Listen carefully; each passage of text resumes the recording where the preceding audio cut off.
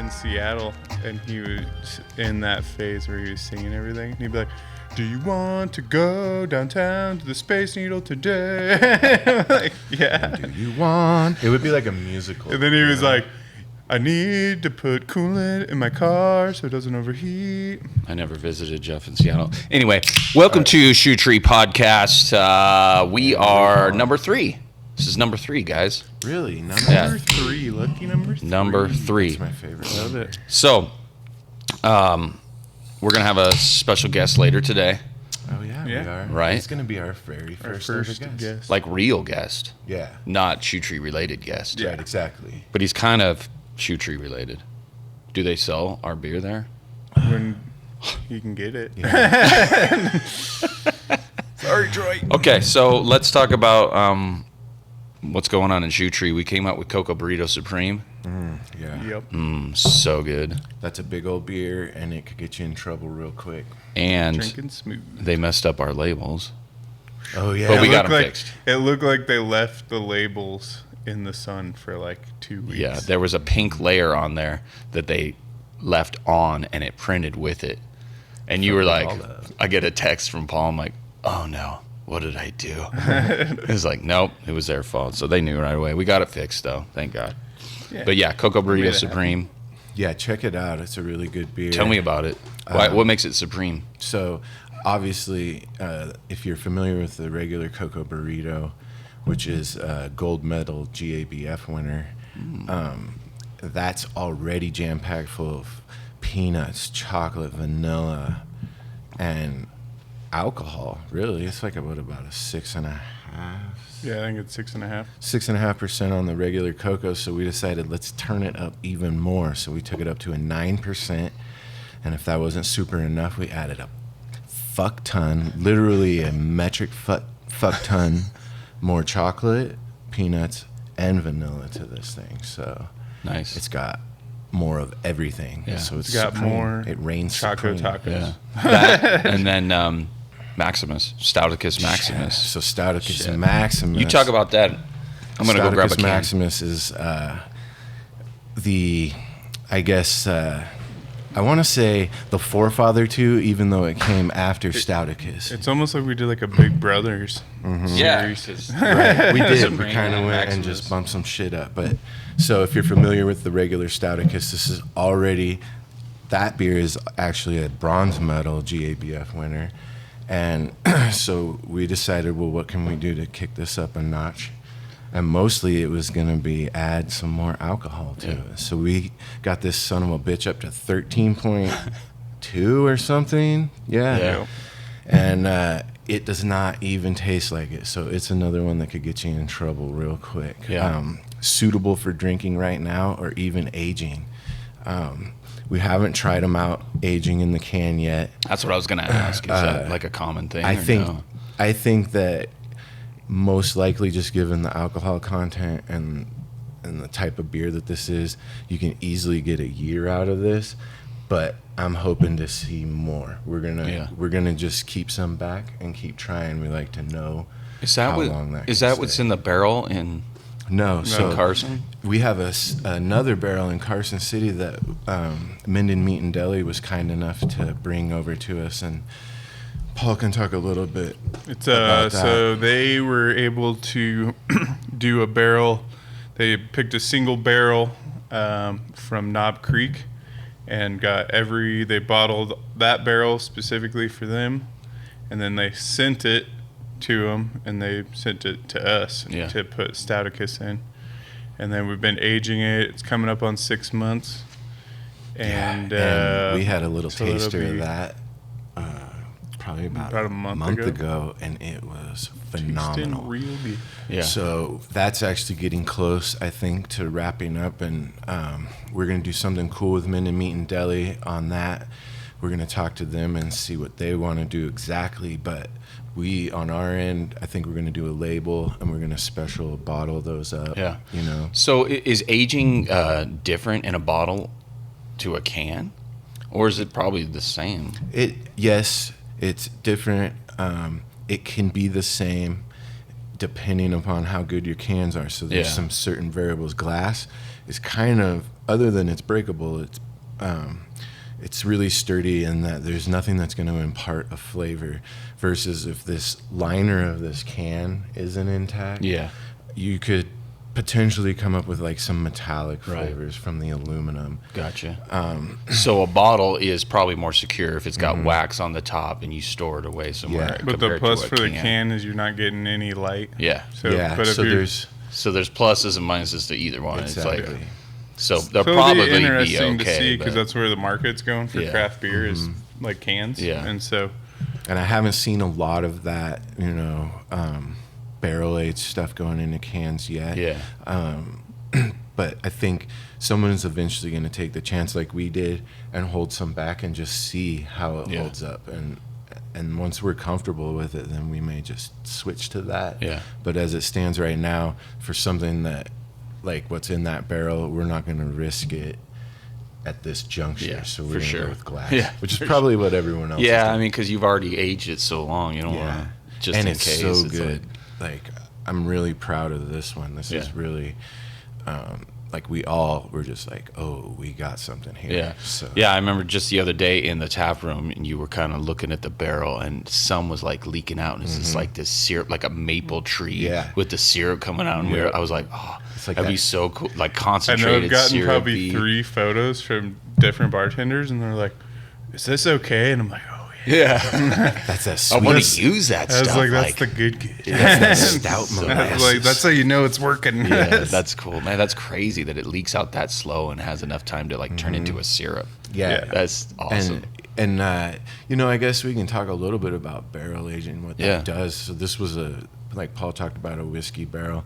So obviously over time. Well, let me ask this. So is the barrel that's adding the flavor to it? Is it the old whiskey that was soaked in that barrel, or is it the wood itself that's giving it the flavor? So just like. So if you had a plain, sorry, I don't mean to keep interrupt you. If you had a plain barrel, would it still give you flavor? Yes. Or you want whiskey barrels? No, some people age beer in strict, like just oak barrels. Oh, okay. On just oak. If you don't do barrels, you can do oak chips. And you can use all kinds of hardwoods and stuff. And they all impart different flavor characters. And in fact, even oak itself, depending on the char level of the barrel, is going to impart different flavors. And where the oak was grown. So like U.S. versus French oak has different profiles. So it's like a wide open. Yeah. You could get 2 barrels from the same place, and it could taste different just because there's so many variables in that. Yeah, so like what's happening in there, like when they first put the whiskey in, it's just a charred oak barrel, typically. Yeah. At that point, and they fill it Why up. charred? Charred, the char, I don't know that I can even know that for sure. I do know that the char probably helps, it's like kilning the wood. So how we talked about the char level of the wood affecting the flavor, that's what happens in there. So you can actually, when you order a barrel from a cooper, you can specify a char level. Oh, I got you. And so based on that char level, things happen to the wood that cause it to impart different flavors. And at certain char levels, it may be more vanilla. And as you go out, the flavor profile would change. Yeah. So, and I don't even know them all. There's there's so much to that. Like that's a whole that's job, a whole that's profession in and of that's itself, completely. We'll have to get a guest from a distillery. That'd be awesome. Talk to a cooper because I'm wondering. Like I know nothing about it, but it seems like you would char it to almost seal it so I'm it sure doesn't that soak helps. in or leak out. You know what I mean? But barrels are just crazy. Plus, I think And like so the charcoal is like a filtering, Yeah. or they'll add it to things to help bring. Yeah, like it's a. I mean, Toxins when you out or filter your whatever. water at home, Yeah. it's So usually there's done probably through a char. something to that as well. So the one in Carson is what? That's the one Paul just talked about that The Knob had Creek. the Knob Creek Knob whiskey Creek, in okay. it, and So that's a whiskey barrel. Mm-hmm. Can you do a wine barrel, or is that Yep. people do that? yeah, in fact, we're supposed to be getting it soon from Imbibe, the back half of our collab with them. they took one of our beers that we brewed the first half of the collab, and then they put it in a wine barrel for like a year. And That's let crazy. it sit. So I wonder if there's going to be like wine flavors in there. I mean, not like straight up, oh, this is a red wine, but like it'll have just how like wine's recognizable because it's been aged on oak. Yeah. To like you'll get some of the tannins, also some of the same microorganisms that might survive in that barrel is going to survive in the beer as well. And it'd be awesome to talk to somebody about barrels because that opens up a whole new can of worms. That's what's it's like awesome an about. organism. That's what's awesome about beer is like, okay, we have this whole thing over here, but then, well, let's mix it up with some barrels. You know what I mean? And then there's a whole thing there. It's like bringing these two empires together. And it's like as complicated as you want to make it. That's crazy. That's why we want to get a production facility coming up soon, because it's like that allows us to then be like, oh, we source these really cool 10 barrels and we'll brew a beer specifically to like let sit for like a year. I got you. Right. So you can cater your recipe to what barrel it is, essentially, and then that opens up Sky's so the much. limit. That's crazy because your brain is already thinking so much. Yeah. Then it's going to be like, okay, now I got to bring this factor into it. It's just like so really over my like head. Honestly, I want to age a fuck ton of sours on barrels, like wine barrels. I think that would be really fun. That's cool, man. Yeah, that'd be I awesome. think we'll keep an eye out for our guest, but I think we're getting carried away here, but so I think this is great. Like barrels are awesome, and in fact, we're going to get more into that. And I bet you that Troy knows a fair bit about barrels too. He probably knows them. But let's talk a little bit about the show coming up. July 10th. Yep. The grand opening at Shoe Tree Minden. We're going to have I said a little party, but we're going to have a fucking rager, apparently. Yeah. So we're getting some live music out here. We're getting we're working on some stuff. Yeah, we're hoping to get like a photo booth, hoping to get maybe something for the kids. Yeah. Yeah. Just something interesting, so it's not just like, hey, come in. Right. But we want to announce to everybody, hey, we are open. We're having a party to celebrate. We're going to have music out on the porch. We just bought a PA system for that, so we're trying to get super legit here and make we're a party. turning it up. Yeah. So we've had about Turning a it month of like getting everyone's feet wet, figuring out the flow of everything. Yeah. And then now it's like we're open. We're going to be adding fun stuff. Like you said, we got a PA for here. So even afterwards, we're going to be looking at doing some fun, singer-songwriter, acoustic stuff. And we got the best that we can get, PA. Because we're serious for the arts, guys. We want it to Support the sound arts. good. Yeah. And we just want everybody that's down here, living around here, to have someplace cool to come hang out and have fun. Yeah. And it's, we just want to make like an environment where people can just chill. You know what I mean? Like, you know what? You don't have to hang out in your backyard. Come over here because we got a porch. Grab a beer inside. Yeah, and one of the hang out. bartenders was saying he saw like a couple of families where the parents are like, "Here's $20, go catch a movie." Heck yeah! And they chill and have a beer. Oh, that's right. I keep forgetting. Yeah, that the there's movie so much theater's stuff back out here. open. So Yeah, the theater's open. bring the Theater's kids, open and have them set them up in the movie, and come Yeah. grab a beer. The pizza joint right down the way is here too. Oh, they've so been you can awesome. Grab food. Yeah, Pizza Factory. They've been super cool. Yeah. Where our pops was in town, we came down and had like pizza to visit and stuff, and they brought it right to the table. That's like cool. It's a super nice to have that relationship where it was like, pop in, order, and then be like, we'll be under the awning at this table, and they're like, all right, see you in 20. So Yeah, it's cool. I'm excited to like actually be able to spend some time out here instead of just working so much. Yeah. Like, I just want to come out, do what you did, have a pizza, hang out, drink a couple of beers, Right. but Enjoy it it'll a happen. little bit. It'll happen. I mean, we've only been open a month, so Yeah, it's and it's cool. been great too. Honestly, like we're super stoked with the response from the community, because it's like, I know when we started Carson, it was busy for us because it was just me and Paul. Yeah. But it just took a while to grow things. Yeah. So this one, it already started out like we were on year 2 or 3. So that's amazing, and I can't imagine what it's going to be like. At the end of this year. Yeah. So we're doing what we can, and like honestly, if other people have ideas or suggestions and stuff, we're always open to that stuff. Hell yeah. Just don't tell us what beers to brew.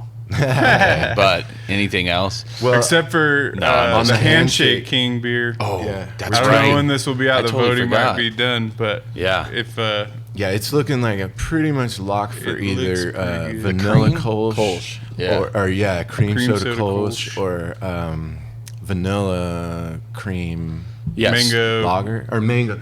I can't remember what's God on damn. there. There's so many Yeah. things that we're doing every single day. I It's like, know. okay, so if you guys don't know, we did a handshake video. If you haven't seen that, go to YouTube and check it Yeah. out. But we want to make a beer after that for Cortez Lewis, the Handshake King. So we threw up 4 choices that he gave us, or we kind of collabed with him, and people are voting for that. So probably this week we'll figure that out, and then we'll get him down here. We'll brew this beer. We got Maddie working on a label, so looks man, like looks Troy's here. Our guest is showed up here. just in time. Is that door unlocked? nope, I Let's don't have a get key. it. I will get it. We're coming. You want anything besides water? Water's good. You guys drinking coffee? We don't have coffee here. Or just stage cups? Yeah. Yeah. You know, last Next night time. I was like, I'm gonna swing by Starbucks and grab some coffees just in case, and then I blew it. I forgot. No, I have I take a French press with about 6 fingers. Oh, I really? snatch it down in about an inch of water. So I ride lightning I think for the you'd first. get along with this guy. Yeah, I Do the fucking same love thing. it. So I need more coffee. I'd be like, no, I'm good. Yeah, like, right. we're chill there. Yeah. Yeah, this guy brought in he's got a whole I pour don't over even use it system. anymore. It's Got such a the pain pour in the ass. I need to leave it set up, dude. It's just, yeah. Let me move this mic. Check. This is a great setup. Thank you. We've been slowly piecing it together, Yeah. just kind of building this up, trying to get some different outlets. You know. Yeah. And what was his name? Oh, this I'm is Andy. Andy. Hey, what's up, Andy? Andy, Troy. Troy, Andy. Are right, you the just- one that's been doing all the stuff? Yeah. Yeah, he does all the He's graphics, all the graphics, videos. media. Just killer. Yes. The little Wild West one you guys did, like the little soft filter. I was dying. man. I'm like, who's doing this? We're That was having like so much you guys fun. was like, fuck, dude, you guys are way ahead of me on the tech stuff. Yeah, That's well, where this guy comes in for sure. Like, it was this guy's acting. yeah, Mama. We were all kind of like, wow, that was actually pretty goddamn good, Jeff. Like, We might lose Jeff to acting. yeah. Well, you know, that's what I kept saying. Like, well, I'm moving to Hollywood now, guys. So you're gonna. But have not to figure- singing. No, not for singing. We tried. I tried my chops at singing the other day.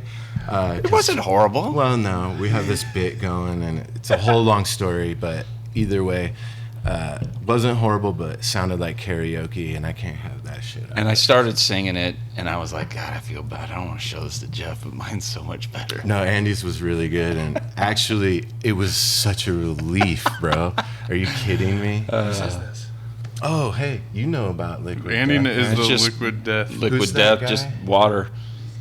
Do you know his name? Brilliant. I know, dude. We've been like, The guy that owns it. I've been Can't remember messaging his him like, name. how do I sell this? We can't even figure It's, out. Because I've only So- ever seen it at Whole Foods. He's a graphic designer who started this company, and he just got tired of working for other companies and doing like DiGiorno pizza and shit like that. And he was just like, I need to start something. So he started.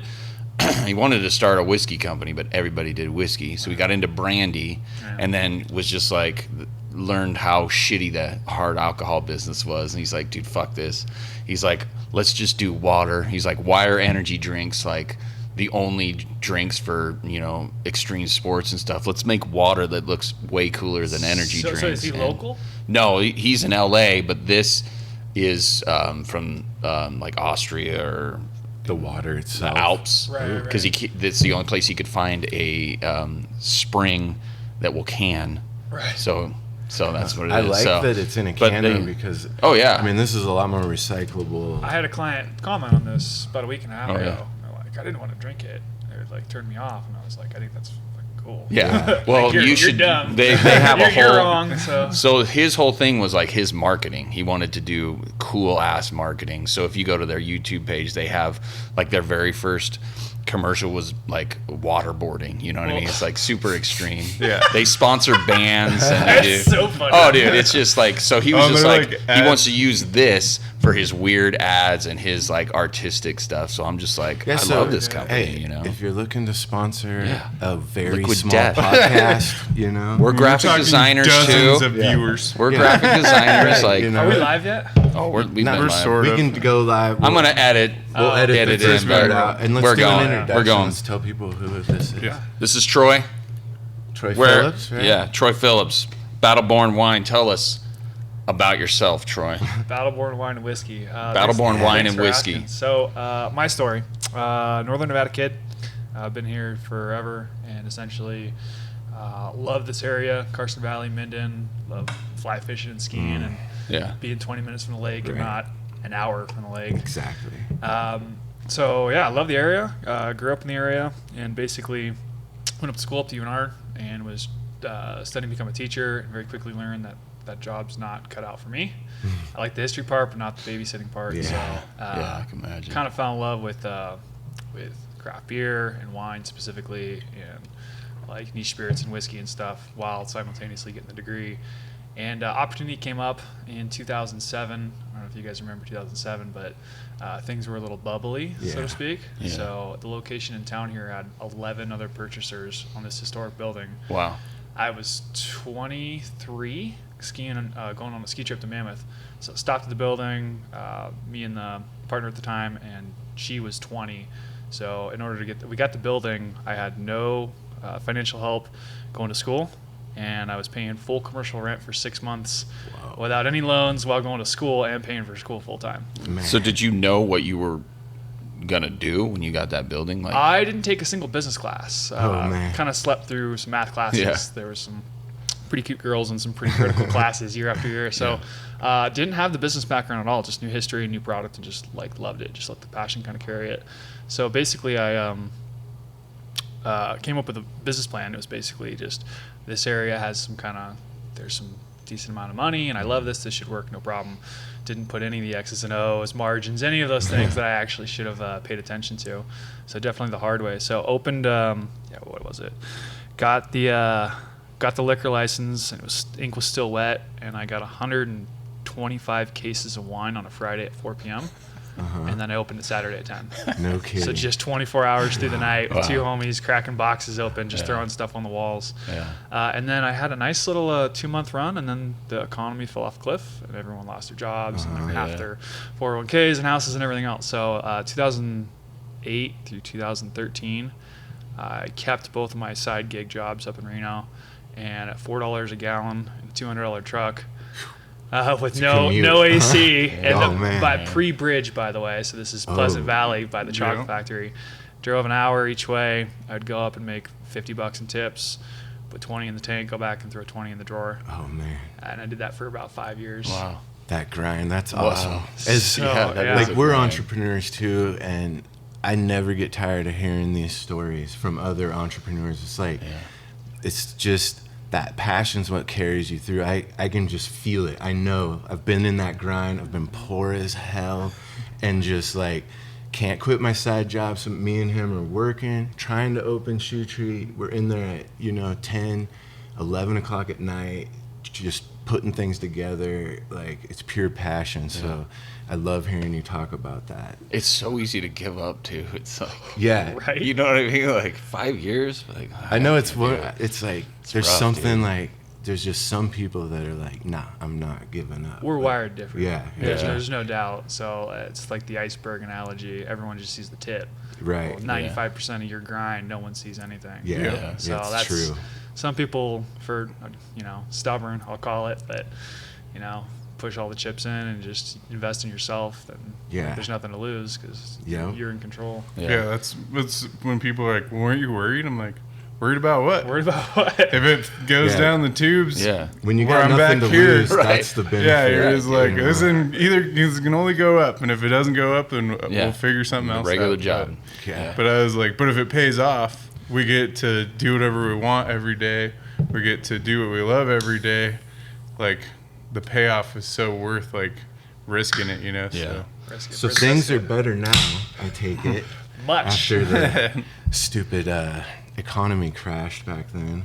It's the craziest thing. Like, I don't know. It still hasn't even resonated and sunk in, like, what went down. Yeah. But for people that were more firmly established, like both of ourselves, like, most of the hard work was already behind us. So when stuff comes like that, you're able to pivot and make decisions really quickly. Yeah. So I'm lucky I didn't have to fire 20 people. Yeah. Same, like, you fire a whole staff. And Yeah. Right. Just go, all right, what am I doing? All right, the doors are closed. My credit card processing is going to go from $300-400 to $1,500 because everything's being keyed in. Yeah. That's fine. I'll drop it off. Delivery. $100 minimum. Where do you want? 100 mile radius. Yep. Let's go. That's it. That's what we were just like, okay, time to think outside the box.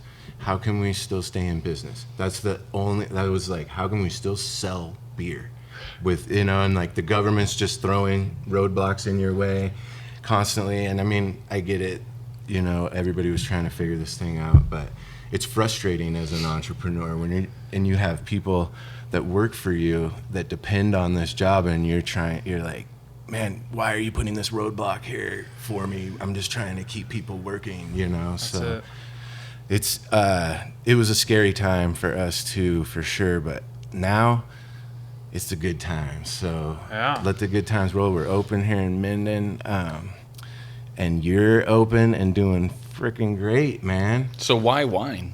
Yeah. Like, why was it? So, I mean, What got you into wine? I've always been in fine dining, so that's always been the side hustle. Gotcha. Like, you get out of school in March, kids are looking for summer jobs. I've already shook hands with every manager. Yeah. Like, Yeah. okay, you guys can go park golf carts or go dig holes for, at that time, date myself for age.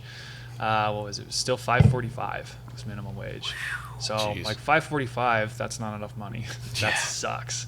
I'm gonna go in the air conditioning, go make 100, 150 in tips. Like that's maximize your time. So I'd always been around like crazy high end fine dining. So Genoa Lakes, at La Ferme, went up to Reno and was at Lexi's and the Sienna at the time, and then the El Dorado and La Strada. So kind of around that culture. Yeah. So you're around a lot of failed poets and artists and philosophy majors. Yeah. Our industry is amazing. So beverage Yeah. people, like we're a special breed. We're built to be different that way.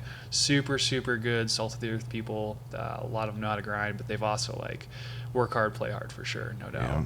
So had access to like, you're like 16 years old and you're trying like 50-year-old $3,000 Bordeaux's left over on a table. Like I'd snag the bottle, take a coffee filter, dump it in a coffee cup, and just like, what is going on? So like, just my mind was blown multiple times, and just time after time, every time I got access to any of that stuff, I'm like, I don't know what's going on, but this is amazing. Like my mind's broken. So like, wine was kind of an immediate love. Yeah. Were, And were you supposed to take that stuff off the table, or were you like well, sneaking? I'm not getting anyone in trouble, but statute of limitations, it's been a hot minute. Right, huh? But beer is the same But thing. what made you like, I need to try that? Like, were you like, oh, these guys are super rich. Obviously, this is good. Like, I need to try that, and I don't want to pay for it. Youthful right? indiscretions. Yeah. I mean, it's the same thing. My friends were drinking Smirnoff Ice. So Right. you see him at 2.0, and I was shoulder tapping, and the guy's like, well, what do you want? I'm like, I want Sierra Nevada Pale Ale. Yeah. I was the only one. Everyone was drinking Yeah. barely near beer, and I was like, I want Pale Ale. Yeah. You go to a party, and there'd be a warm 12-pack, like Yeah. Henry Weinhardt's bitter. Yeah.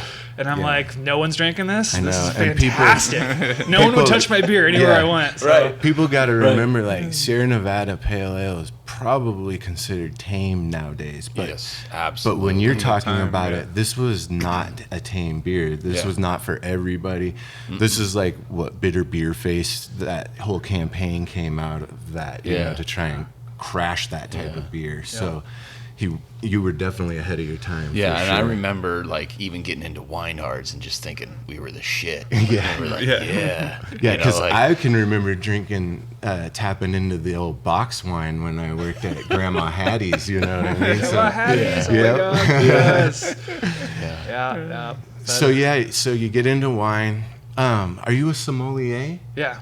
Passed the SOM in 2012. Certified. So Certified. that's So you no have easy. you have to like take classes and So yeah, they've got like a tiered course program. Oh, okay. And you basically pass your intro, and then once you have that, you can move forward and you keep passing things. So super cool. high fail rate. It's like 60% fail rate, 40% Yeah. pass rate. It's not an easy thing, Yeah. so congratulations on Thanks. They have one for coffee too, right? So what they a lot of things modeled after the court. So you got Cicerone shortly came after that, and I'm all for education. The more people know, the more you can enjoy. Right. So like Yeah. learning about it makes our job more fun because we can push the boundaries, make more creative things, create styles of beers Yeah. that we like, and it's so funny. Like, talking about pale ale being like 3 C's, you got Cascade, Centennial just getting rammed down your throat. That was exciting at that time. Yeah. And now how far beer's gone, like Kolsch, English bitter. How many sours do you guys do? Yeah. It's I've amazing. lost They're count. so Yeah. good. And so Yeah. think about trying to do this 20 years ago. Yeah. You'd had one Yeah. person be like, your beer's, something's wrong with your beer. And like, yeah, I know. Yeah. Yeah. It's amazing. Like we put that flaw And on we there like and it's it. phenomenal. Yeah, it's funny. Like we did like the wine walk, and we had like a margarita goza, and this lady was like, "Sir, this is soured," and I was like, Yeah. "Yeah, Yes. it's." Then you're like explaining, like, "Yeah, it's on purpose." Well, I remember homebrewing with you guys, and you guys were like, if it comes out sour, it's bad. Yeah. And then like sour started coming out. I'm like, If is you that don't right? But want if you it to don't be want it sour, to be, you got it. Yeah. that's a flaw. Gotcha. But also could be a happy mistake depending on Gotcha. what it tastes like. Yeah, what strain of whatever got in there? Whether or not it makes you sick. Yeah. Okay. Yeah, the awareness of beer is awesome. And hats off to you guys for continuing to push the envelope. Let's thank talk you. about cans. Yeah. How amazing are cans? Oh, Dude, I'm Yeah. loving it. I still get people that come in from a hole in 92, and they're like, "Where are all your bottles?" I'm like, Do you Right. carry any? Are you going to the lake? Are you camping? I mean, Yeah. some people there's still some options, but thank God it's by and large Yeah. all cans. Do you have a favorite, or do you even care for any of the canned wines that are out right now? They're the space. They flirted with like the premium, but not quite ultra premium category, Uh-huh. and there's still some. They got a ways to go. Some styles lend themselves better towards it. Uh-huh. Like things need to be chilled. So like super cold, crisp white wines, dry rosés. As long as there's not too much residual sugar. I've had plenty of canned wines and been like, that was pretty tasty. Right. And I've had a lot of charlatans that are like, this is not great. Mm-hmm. So some of them, to make mass appeal, they're still putting like too much sugar in the back end and stuff like that. So Okay. they tried. And it's the same thing with box. They tried to put good wine in boxes. Right. But you're really There's some sort of stigma. pushing water Yeah. uphill. Yeah. Yeah. It's, That honestly was the case with beer for a long time until some of the bigger guys took a chance and started I would marketing say it. Anderson Valley was the driving force. Yeah, huge. Anderson, That guy yeah. was, I forget his name right now, but he would drive to Chico and he would like, you guys got to do can, you got to do can, and they kept Sierra Nevada he's was friends yeah. with- So he kept driving to Seattle because he was friends, and he was like, we're doing cans, you guys got to do cans, and he's like, I don't know if we'll ever can, and then finally like broke them down, and then it just I trickled think out. when Sierra Nevada did it, And it it was just, a like, snowball from there. there's It was just like, a big okay, snowball. it's okay now. everyone was on bombers. And you Yeah. Well, Yeah. our business model Yeah. back, in 2012, our business plan was very bomber centric. Right. Mhm. This is going to be where we're going to get our margins for distribution. This is going to, and then like in the middle of building, we're like, oh, Things are changing. and I had worked for a distributor, so I was like, dude, the bomber section went from half to quarter to nothing. I'm like, bombers, we got to abort. And then I'm like, 16-ounce cans are now Yeah. coming in. And so that's initially when we were like, so we switched gears and we're like, okay, now we got to find a 16-ounce canner. And for us, it was a real game changer. We messed around with getting like a mobile canner, and it was just too hard and not like the scheduling was too rough, and so we ended up investing in getting just a small canner, and it was such a game changer because it gave people it gave us more of a visual brand and like something to carry away that was easy and quick. So if you're in the tap room, you can be like, oh, you can grab a 4-pack of that and get it going. And we just slowly built it up, went from a little can fridge to a big can fridge. And so for us, it was such a game changer to like give us that visual brand. And it's so doable with the labels on cans now. We can get just cram our pallets of cans in our little brewery, and we'll do 3 or 4 varieties a day just to fill the can fridges. Do they so. can spirits yet? Is that even possible? Well, canned cocktails. Canned cocktails. Oh, cocktails, and that but has not a straight up. tremendous road to go up to. Yeah. So tell us about your shop. I haven't even been there. Okay. So for somebody who I hasn't have been there. It's awesome, by the way. It's an old building. It's in Gardnerville, correct? Yeah, it's the original namesake of the town. Okay. Built by John and Mary Gardner in 1880. Wow. So moved here. Half of it was moved from Virginia City. Oh, no kidding. Yeah, they used to just move buildings. That's so cool. Think about the logistics in that. Yeah, no right? kidding. Wait, back then they moved in? Yeah, just throw it on a wagon, box in, and just Wide no load big deal. wagon. It's not like it's steep from Virginia Right? City Yeah, on a that's non-paved wild. road. Crazy. There's another house. I can't remember what it was, but they got moved from Virginia City. And I bet thought you the same thing. yeah. Like, Third of know. the cooler buildings from Carson Oh, in this yeah. area were Mhm. moved Oh my at some god! point. Imagine figuring out logistics back in the day. Yeah. That's like pyramid type Right? building. Yeah. I forget it. I don't know how to do it. Yeah. Figure it out. They're smart back then. Yeah. They got it done. So tell us got about that your cool shop. building. So, And, yeah, go ahead. super old building. It's got a lot of history in it. Obviously, it was an old shoe store for Ollie Hogner for like 30, 40 years after the Gardners, Wow. and then the Perry family, which still owns it today. He had a dry goods store in there for about 50 years. So My even up God. until the what was it, mid 80s, late 80s, he had no credit card, no advertising, no phone. Just Dang. old Basco just selling. But he was the only guy in like 100 miles selling like Levi's and Shelpers and all Wow. the dry goods. So the joke is dry goods to white goods, right? Yeah, So, yeah. yeah. That's so cool. So that building was 2 other stores for 50 years and 30 years So before you I'm even. the third longest tenant in it, which is crazy because there was another really successful seamstress named Nettie in there. Wow. So it basically from 1880 until now, there's been 4 businesses. That is insane. Have you Right? found That some is old cool old crazy. pictures of the building? There's one I've got inside. It's got some people from World War I lined up in front of the shop. Oh, that's Oh, cool. wow. With That's the old crazy. hats on it. And you're like, whoa. How neat is that? Yeah. Wow. So it's cool. It's got the false front. It's too close to the road. These are business things you learn later. So Yeah. there's no offset, so people can't actually see the front of your business.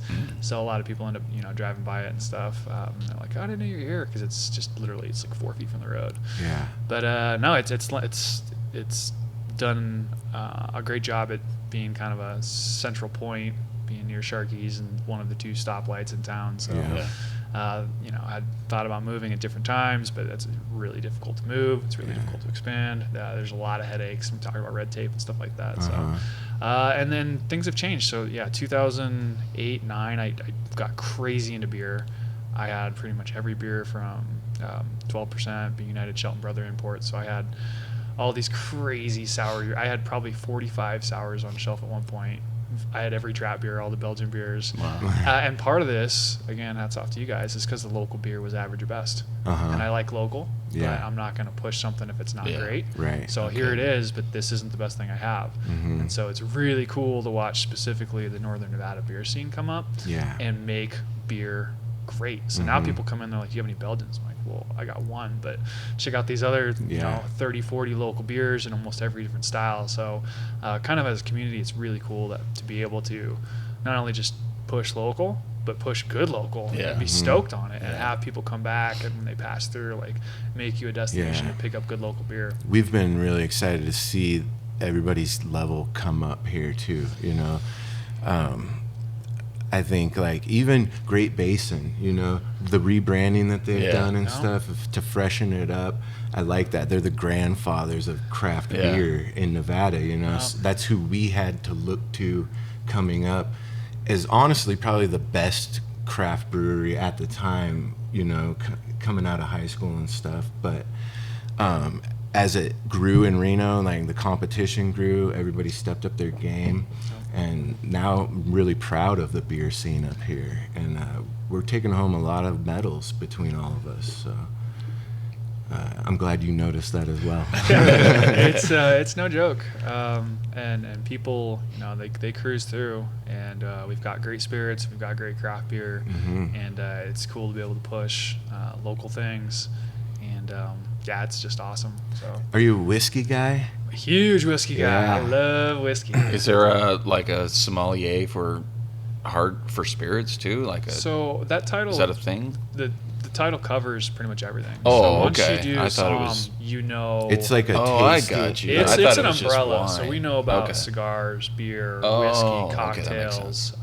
You've got to know everything, Mhm. in addition to service and all that other stuff. So Okay. some of the other programs are like a Cicerone would be just beer, Right. And then they have some great educational programs like the W Set. And so they've got level 1, 2, and they've got a spirits program. And these are all great programs. Yeah. They're just a little bit more focused on one particular aspect. But That's cool. you get up there on those titles, business cards, people know a lot. If they Mm-hmm. got a 2 or even a 3 on that card, they're animals. Wow. They're absolute just That's savages cool. with learning. So you can be like straight up. Someone's like, I like this, this, and this, and you're like, okay, I know exactly. Yeah, that's kind of what his job. That's really my awesome. job. Yeah. That's cool. We keep track of everyone's purchase. So if you come in and you go, this is Dave's birthday. I go, well, Dave likes this. Oh, that's What about cool. Sally? Well, Sally hates this. Don't get her that. Get her this.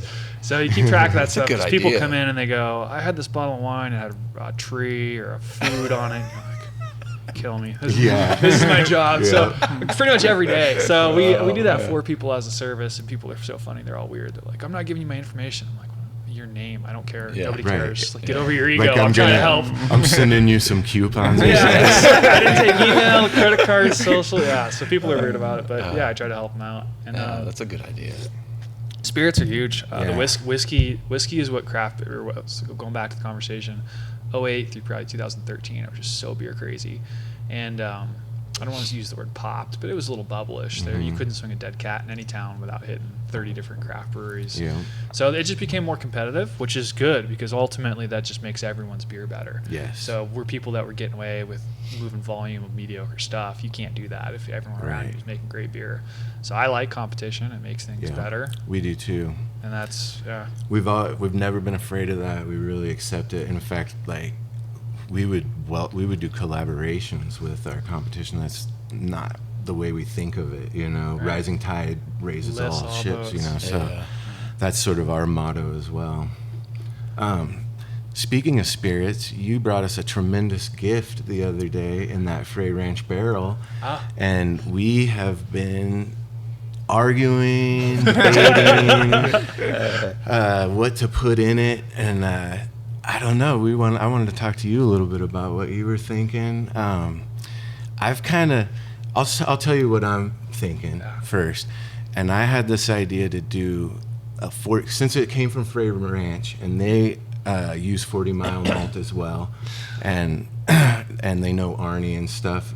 I thought, well, let's just design a beer for that, but make it out of 40 Mile malt.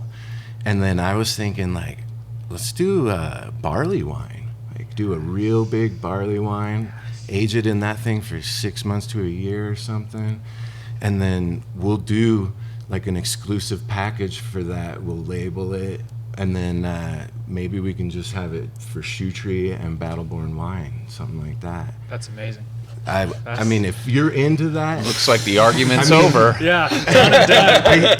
I was a little afraid to just because I thought that might do that, but that was my thought, and I mean, Yeah, I'm down. I'm giddy about it. Because I I'm can't already wait get to, started. because Arnie right now, so if Arnie is 40 Mile malt, Talk a little bit about Arnie. Arnie's the man. I didn't know who he was, but when I worked for Southern Wine and Spirits, we went to Frey just to like visit. And just knowing about beer and a little about malting process, they're like, oh, this local guy built us this malting thing that does it all in this drum. And I'm like, my mind was like blown. I like went home and told Jeff, I'm like, dude, this thing's the craziest thing. And then he started his own like malting company specific like for local craft beer. And he started making this Pilsner malt. And so he reached out and was like, hey, do you guys want to brew with my malt? And we're like, for sure, that's super rad. And then I've come to find out he was the guy. And I was like, oh, I've been a fan of you know, before.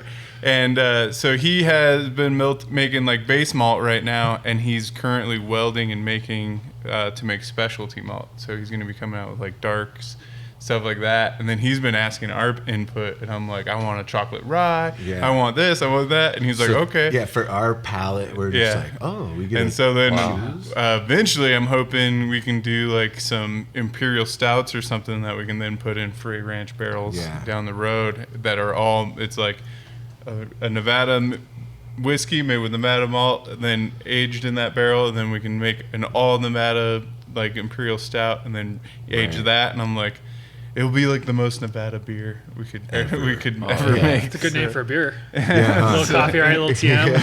It's getting hard to come up with more hot puns. But let's go ahead and lock that down right now. By the way, we got P2. We already patented that.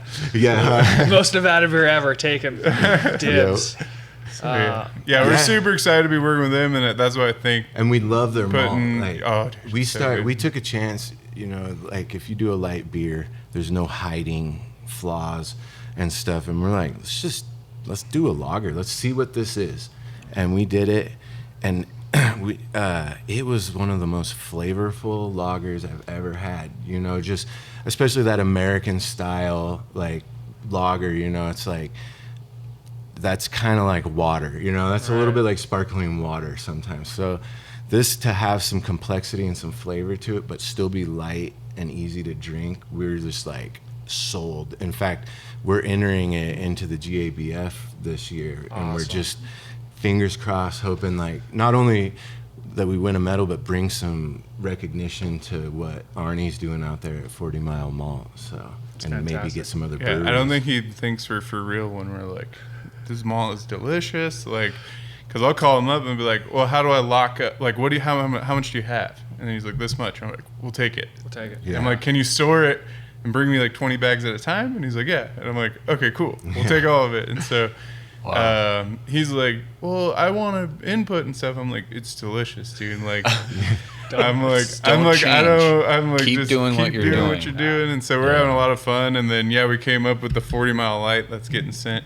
And it's like, it's crazy because I'm like, it's a 4% beer. And you're like, but it doesn't taste that way. It's like got character, but not like weird character. And I'm like, it's 100% just the malt because we don't even put anything else in it. We don't put any like Carafe pills or anything to give it mouthfeel. Just let it be what it's going to be. And so like, we're like, we love it. And then hopefully the judges say, and so we can be like, order him a medal and be like, your malt, did this. So that's cool. what our fingers are crossed for him. Cause it's like, you're doing something special. It's not just Nevada, the like marketing of Nevada grown, like it's superior malt. So I mean, this is a testament to so many things. Colby and Ashley, shout out to the Frey Ranch owners, Russell, their distiller. I met Arnie about 7 years ago. I went out to Fallon just to say what's up to Colby for a little bit. And every time I go out there, it's just got me he's just ranching, working. But we cruised over. He's like, hey, hop in the truck. So we hop in the truck. He's pulling this flatbed. We go over to Arnie's. There's this massive metal thing. And I'm like, what is this? And he's like, well, we're doing this. And I'm like, well, have you done this before? No. How did you do this? Well, we drew on a napkin and we had some ideas and then Arnie made it real. And I'm like, what? Yeah. This is like Back to the Future doc stuff. Like, what are you doing? So we picked that thing up and then we drove it back over and installed it. And I'm just like, this is the most bananas thing of all time, like farm kids. Yeah. And then obviously we're talking about the quality of the grain. Like I put a grain sample next to like commercial malt of any variety, rye, wheat, and you put it next to Fallon stuff. People don't realize their soil type and what they do out there. It is an oasis. Yeah. And so, like their alfalfa, like we grow great hay and alfalfa here in our valley. Guess who buys Colby's alfalfa? Does Bentley? The United Arab Emirates. Oh, really? The Saudi prince, No the richest kidding. people in the entire world. Wow. Dang. Oh my That God. don't care about anything, that have racehorses. They're like, we want Yeah. the best in the entire world. No kidding. And they cover it, and they spend more for that, like 100 times Can you more market imagine value. the shipping on that? To move hay, Yeah. which is like, right? And they do this special packaging and stuff, and they ship it all over the world to the richest guy in the world. Wow. Because it's the best in the world. Yeah. So like when I show them a grain profile, and they're like, well, what is this? I go, well, you just do the eyeball test, right? Do you see how big that rye grain is? And they're like, yeah, it's way bigger. Yeah, so you can make a 90% starch to protein ratio. And we're getting super dorky and sciencey here. Like at the end of the day, you can give up, you can have less of a yield to make your product through the roof. Yeah. So when you have like grain specialists like Russell that are making spirits, and guys like Colby and Arnie that like just get it, right? Mm-hmm. And now we've got that connection between specifically like grain to glass. Yeah. You're now controlling Yes. instead of open market buying. Like, what Right. an advantage over being some Yeah. massive. Wow. They can't do that. They No. can't do that to scale. Right. I mean, you couldn't do that on 95% of craft breweries Yeah, can't do we're that. we're actually talking about purchasing a field, or not purchasing. We would purchase the crop, and just get. That would be so fun for us to be able to watch it grow, go take pictures of it, Yeah. and then essentially, like you said, from grain to glass, and watch the whole Yeah. process. Because to us, it's just like The most control you can possibly have. we went over out it. and like you said, know. like we went and hung out. We filmed the first episode of Road road Tripping, tripping. Yeah. and with Arnie, and we were just like kids in a candy store, and then Yeah, we were We like, were there so long. then he was Yeah. like, yeah, we're there forever, and then I was like, bring us the bags, and then we were like excited, and we're like, well, I think we want to buy like 5 acres worth of malt. And we were like, well, let's see what this is. And we got the first batch done. And then that's when I was on the Soon as we horn. I was tasted like, it. we need, okay, how much? And, hilarious. and then we So already awesome. like, I was like, that'll get us through the year. It's gone. Yeah. And so then Love I'm like, that. okay, what else you got? And so then he's like, I got 1,000 pounds of this. All right, we'll take it. Like, Yeah, we're buying all this. and then we wheat, just did, so our whole 9 hef. That's all 40 is mile. all 40 mile. It's 40 mile. wheat and yeah. And then Wheat and wheat, barley. and I just got the stuff to brew another batch of that, and so we're exciting. super excited. Like, and then he's been messing around with rye, and so Yeah, I'm I like, really want to get my hands on his rye. I just would love to work with that. So like yeah, we're super excited about that. I expected to talk about the barrel a little more. Sorry, I didn't. It mean brought to- us in It's all the good. free Lock it. I wanted to bring up, like, what is a barley wine? Is it just beer that's brewed in a barrel? Great Yeah. question. It's tough That- when you got a couple dorks together because Yeah. we'll just side tangent. And that's Yeah. fine. Like, oh, yeah, that's we should that's what this probably- is all no, this is a about. great 'cause question. There's a lot of I think information other that a lot of people will don't like it know. too. I agree. But yeah, barley wine. I'd say the easiest way to define it would be by alcohol. So ABV on a barley wine's got to be above a 13, 12, I 13. think they can come in at 9, but they're Oh. strong. Oh, they're yeah, they're yeah. like basically in the imperial. It's kind of the It's like- strongest ABV. Yeah, So it's its own style. It's not like a stout that you is could thrown have in like a barrel. rye wine as well. So rather than using barley, like you use a rye. I guess it wouldn't be a 100% rye, so I don't know if it would still. But I've seen people call them that before. Yeah. Categorically, they just when you're doing the fermentation on things, you're going to create a much higher alcohol product. Right. So, but what I'm asking is, it is barrel aged.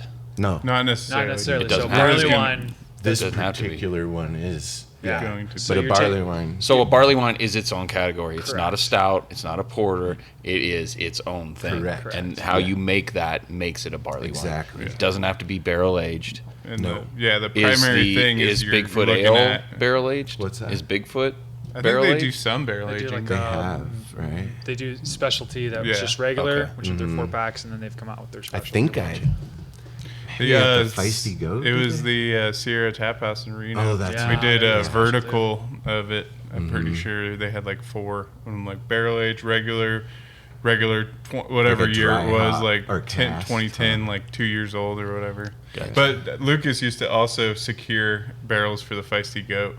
Back when he still owned it, he'd be like, "I got this." He's So like, many pulled it off the year-old, truck, yeah. and he's like wrestling it away and stuff. So yeah, but yeah, primarily alcohol. And so they age really well. So alcohol Yeah, is a preservative. gotcha. So when you have things that have higher ABV, they tend to sell their best. And so a lot of people will age like imperial stouts. And the whole reason that you put things in barrel, not only to pull out all the wood and the flavor, you get those baking spice notes, but you get essentially the alcohol that's drained into there. So a lot of people won't know that a barrel will drink up to 26 pounds. And bourbon can only be used once, so that barrel's not like used 10 times. It's brand new every time. Oh, So they okay. can't use it anymore. So hence the relationship between distillers and craft brewers. Oh, okay. They use it once, it's brand new American oak, drinks all that flavor. It's charred, every single one of them, so it's heavy heat on there to pull out like the vanilla and the baking spice. And once they pull it out, you've got 26 pounds full of whiskey sitting in there. So the market value of a used barrel would be like $100, $200, but a bourbon barrel, you pay $500, $600 because you could throw that in a kiddie pool, which I have, and you can get a couple bottles depending on each barrel. So when you have that, you're going to take styles of beer like an imperial stout that would base out at like 7, 8, 9, 10%. When you throw it in there, it's going to jump up another 3, 4, 5%. So barley wine, if we're taking something that would be brewed at like 9%, we can jump that thing up as high as our yeast will allow. So that's exciting. And it'll sell really well too. So those are like that's why they typically put them in barrels. High alcohol beers, like that's what they'll go in. Sour beers can go in there because they're preserved in a little bit different way. The pH level is helping preserve them, and then you can also do secondary fermentations. I mean, there's a whole ball of wax you can get into, but we talked a little bit earlier about the char and the effect of the flavor and bringing out like vanilla notes and stuff. And he was asking if there was any other reason for the char. And I kind of thought maybe some sort of purification qualities there, but I thought I'd maybe pick in distillation, So everything's for a reason, and it's the same with brewing. Copper is a conducer; it conduces heat and coldness. So all of the copper in there, but also copper is a filter for some of the nasty stuff when you're in distillation, in the tails and in the heads. You're looking for that hearts, that middle cut. The last process of that, charcoal, is a filter, 100%. So not only are we getting those cool, amazing flavors out of the wood, you're also adding an additional layer of filter against things. So everything for a reason. I know you got to we want to make sure soon, but I want to know what are your favorite beers, like, period? Like what do you drink at home that's not, you know what I mean? This is a great question, and I'll try to keep this under 4 hours.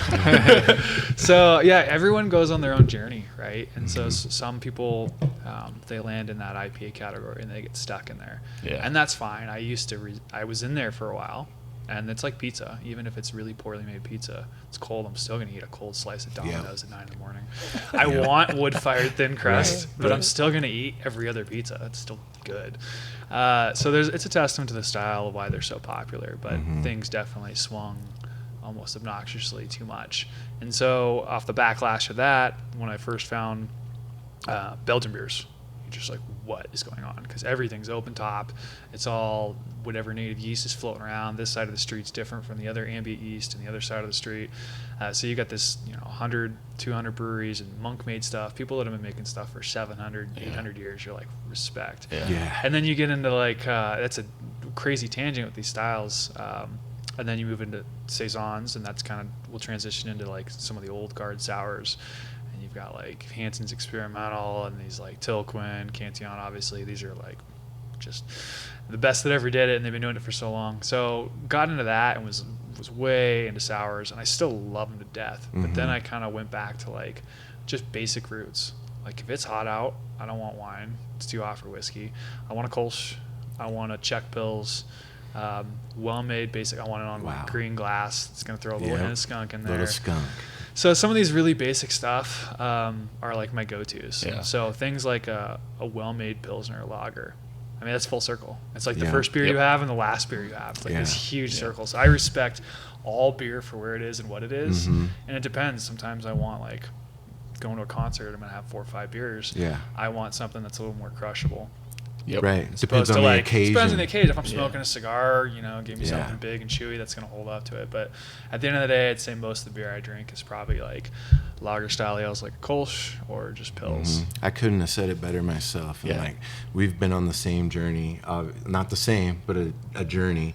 And I'm the same way. I've come full circle. I'm back into lagers where, it's like clean. How can you make that super clean, still flavorful, but still crushable, like especially when it's summertime, getting 100 degrees out, like I want that 40-mile light, you know, that, and I think we read somewhere that any beer under, was it 4 or 5% is still hydrating? Is not dehydrating you. It's actually still hydrating you. So we like to think that we're just Just staying drinking well hydrated. flavored water. You know? On that tangent too, for all you health nuts, you trail runners and mountain bikers, I'm getting old and slow, so Yeah. I don't recover as quick as I used to. Uh-huh. And honestly, like, there's nothing better after doing something like physically exerting than having a low ABV beer. Yep. It actually helps with muscle recovery and all that stuff. So Yeah. it's medicinal. Yeah, Like I I agree. love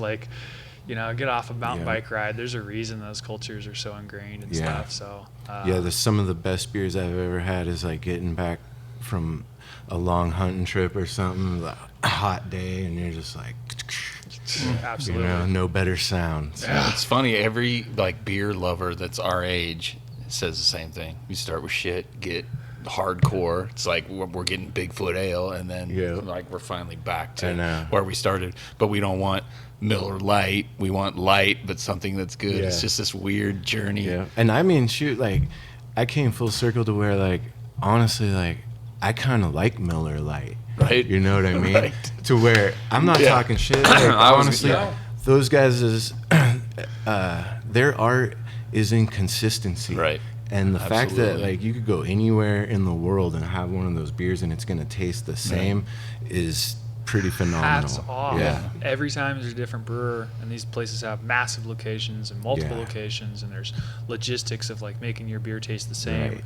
reeferring it to place to place to place, made on the West Coast, tasting Yeah. it across a boat, across the Suez Canal. Exactly. Like, you gotta have a lot of respect for things that Yep. that consistency over long periods of time. And so now, like, American beer, even to have craft talk about macro stuff is awesome. Mhm. So I gotta Yeah. ask, we gotta go round table, okay? And don't Okay. overthink it. But two of your favorite, I don't want to call them poorly made, but Okay. mass-produced, cheap, go-to, like, iconic beers. And Easy. I'll throw out mine first Okay, because you you don't go. take it.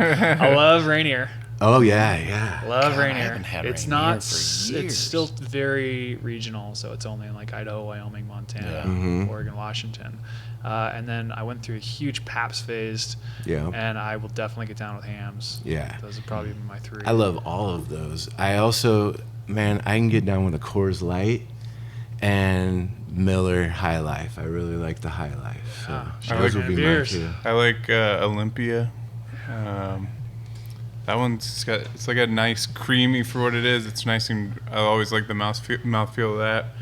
I used to drink Pabst a lot. I would tell people when it didn't win a blue ribbon for nothing. It's funny. And then other than that, I'll have a High Life. So I like PBR Tall Boys because they're easy to order at dive bars when you're playing shows. Yep. yeah. And Oli. And but- most places too, like when you go to a show, it's like a shot and a PBR is like $8 or whatever. So Or like, you just yell Tall Boy and they know exactly Yeah, what you're talking you- about. But I like Oli, but I liked it. I don't like their new cans. I mean, I know that's like 5-6 years ago that they changed the can, but it's all orange and tan. But yeah, those are the two go-to Reaching into nostalgia nasty. there. Yeah, totally. Totally. Nothing tastes better than the good old days. Yeah.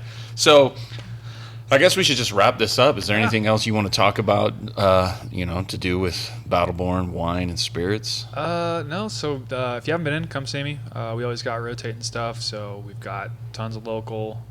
Still have some of those cool European beers and hard to find. Yeah. Czech and German and Belgian. But yeah, we've got everything. And I love chatting about anything. So if you need help with any of those categories for gift or just trying to explore those Yeah, categories. I need to get some Belgians because my brother's obsessed with Belgians, but Yeah. I kind of want to blow his mind with some new ones. So I'm definitely gonna come Well, in. maybe and- we should head over there Yeah. after yeah, I'm we down. get open. I want to check. I want to yeah, I check it want out. to pick your brain. We're gonna bring some wine on We here. already wrapped. Oh, cool. So We're in wrapping. small format. So Sure. I was gonna pick your brain on that. I gotta meet with the breakthrough rep here in a little bit, but yeah.